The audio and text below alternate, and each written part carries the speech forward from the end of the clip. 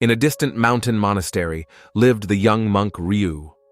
Raised in serenity and contemplation, Ryu spent years listening to the silence of nature and immersing himself in the sacred scriptures, developing a deep wisdom.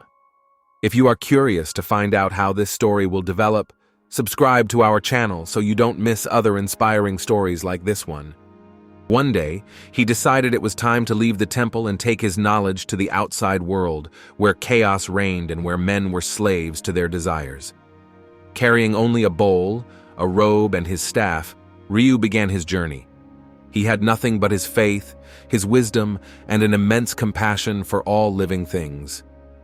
The world was vast and unknown, yet despite the difficulties he might encounter, the monk was ready to walk with an open heart and a peaceful mind. The roads he traveled took him through villages and towns, and he often encountered people who, out of kindness, offered him food and shelter. But at other times he encountered individuals blinded by anger or suffering, who mistreated or insulted him. Ryu accepted each encounter with equanimity, knowing that life was full of ups and downs, and that every difficulty was an opportunity to practice his patience. Have you ever encountered a difficulty that taught you something valuable? Tell us about it in the comments.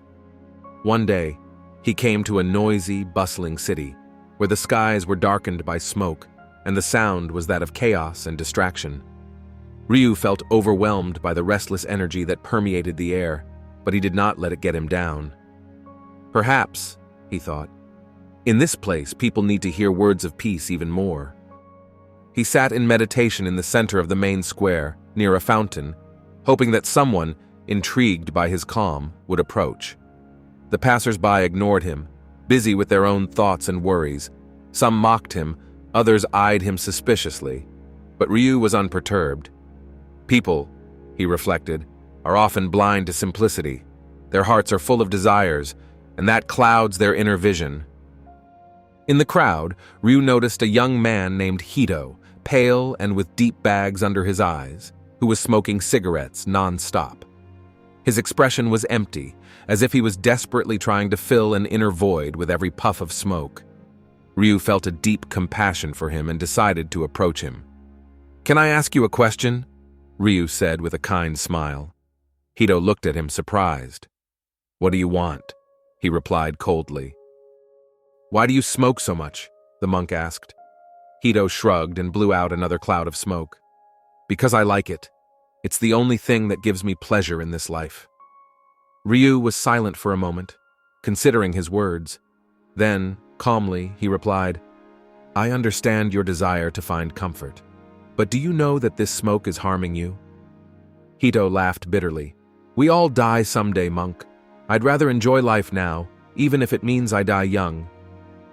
The young man's words filled Ryu with sadness, but not judgment. "Truly living," the monk said, "is not just breathing. Every breath should nourish your body and your spirit. But what you are doing, my friend, is taking away both. If you too want to learn to live every breath fully, explore the practice of mindfulness meditation and see how it can transform your life."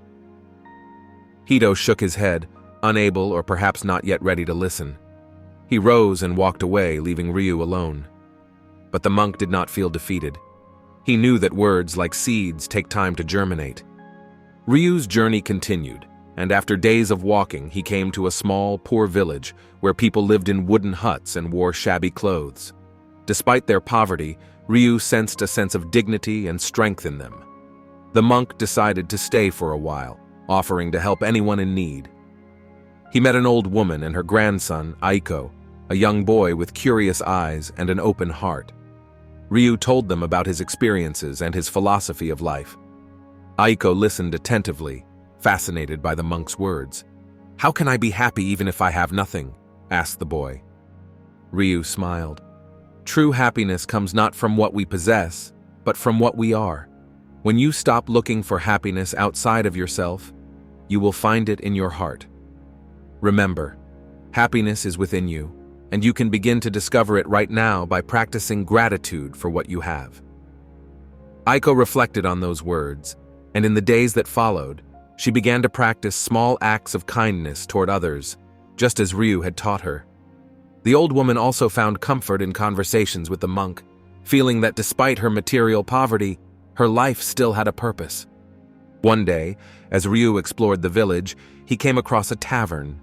Inside, a group of men were drinking and playing cards, their laughter and shouts filling the room. The air was heavy with alcohol and despair, and the monk was shocked by the scene. He approached the men, and one of them, Kenji, looked at him with contempt. "What do you want, monk?" Kenji asked with a sarcastic smile. Ryu, without losing his cool, replied, "I just wanted to ask you why you drink so much." The men laughed. "Because we like it. Alcohol helps us forget the misery of this life." Ryu nodded, understanding their pain. "But alcohol only temporarily makes you forget, while the pain remains. Wouldn't it be more useful to face your suffering rather than hide it behind a glass?" Kenji looked at him, confused and irritated. "We don't need your sermons, monk. We are free to do what we want." "Freedom," Ryu said softly, "is not doing what we want. True freedom is being able to live without depending on anything. If you want to find out how to free yourself from the addictions that limit your life, try to think about what truly makes you free." Kenji stared at him for a moment, but then shrugged and went back to drinking. Even so, Ryu did not feel discouraged. He knew that each person has their own time to understand. He could not force change, he could only plant a seed. Ryu's journey continued further, and after weeks of walking, he arrived in a distant land, known for its beauty and peace. The people here lived in harmony with nature, working little and enjoying a simple life. The monk immediately felt a deep connection with that place and decided to stay a while to learn from them. One day, while exploring the island, he found a cave where a man, Hiroshi, lay still, wrapped in a blanket. He slept all day, escaping from reality. Ryu approached and gently woke him.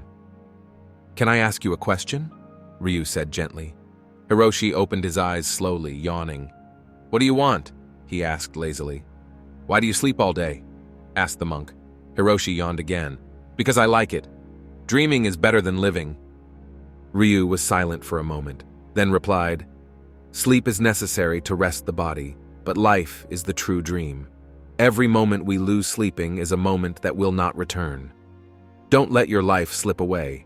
Start living each moment with awareness and discover the beauty of the present."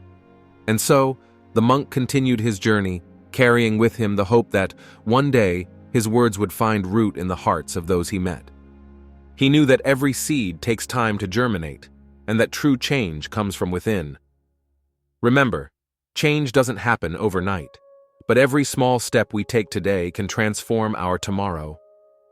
Meanwhile, Ryu walked calmly, at peace with himself and the world, knowing that even small actions can have a profound impact.